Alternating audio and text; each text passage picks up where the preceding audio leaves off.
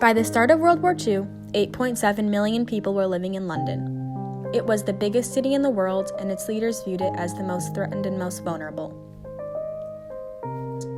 Before World War II, attack by boat was the biggest threat. But as Hitler rose to power, it was the fear of German air raids that was the greatest concern of Londoners.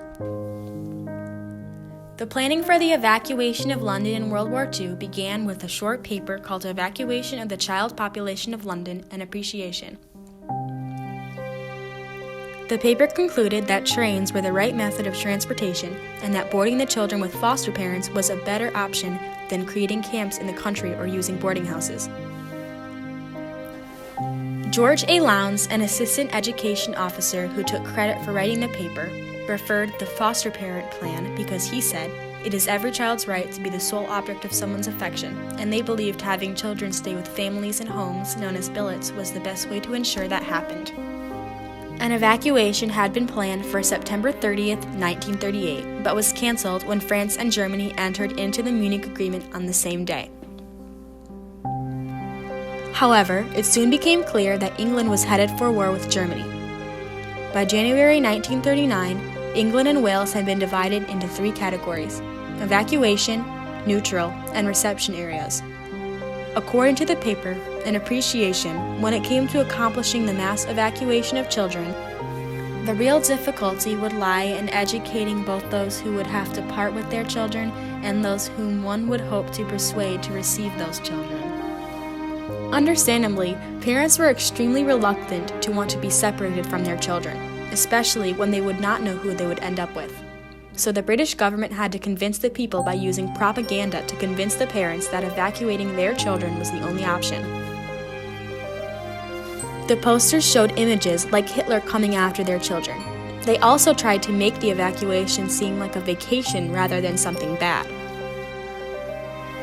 School teachers were not only used to convince the parents that evacuating their children was necessary, but were also a part of organizing the evacuation of their own students.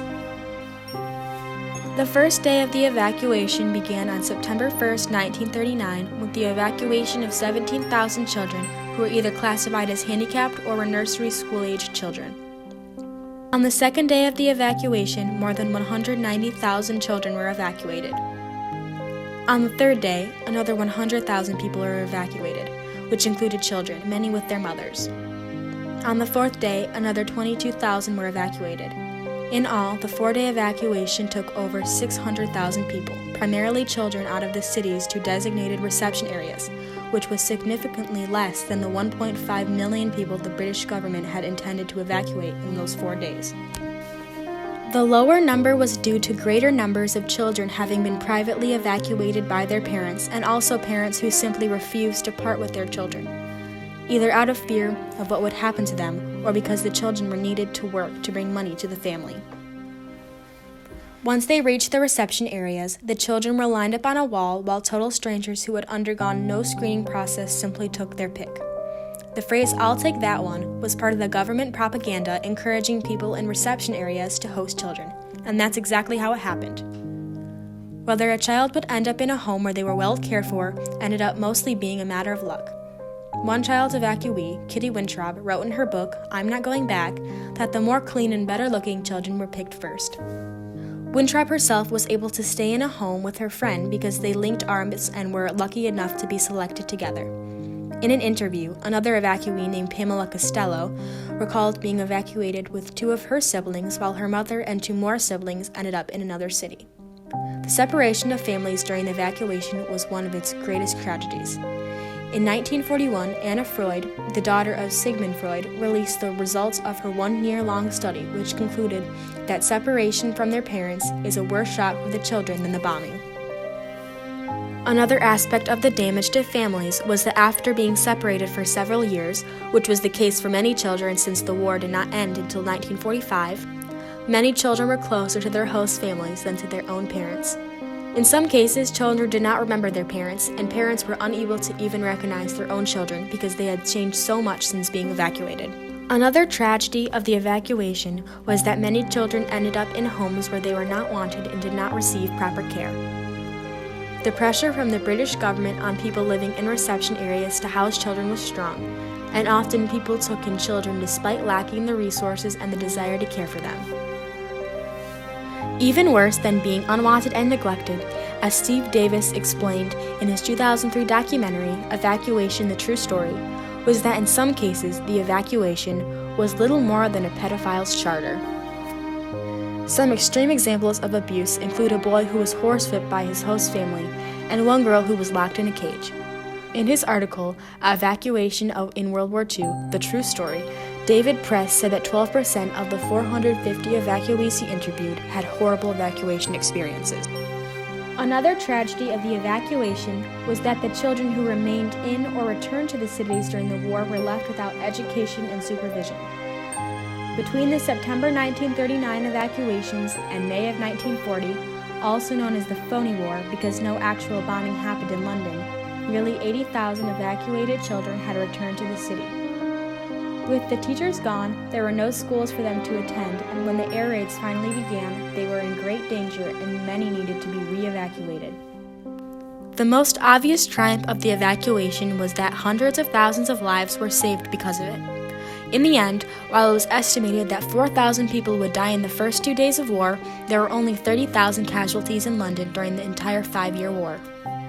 Another triumph of the evacuation was that many children were exposed to experiences, culture, and wealth they would likely have never known if they had not been evacuated.